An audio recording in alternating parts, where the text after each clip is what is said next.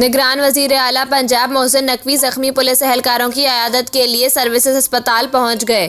मोहसिन नकवी ने पीटीआई कारकुनों के पथराव से जख्मी डीआईजी ऑपरेशन शहजाद बुखारी की खैरियत दरियाफ्त की। इसके अलावा उन्होंने SHO Ashfaq, SHO Shabbir Evan और दीगर पुलिस एहलकारों से मुलाकात की।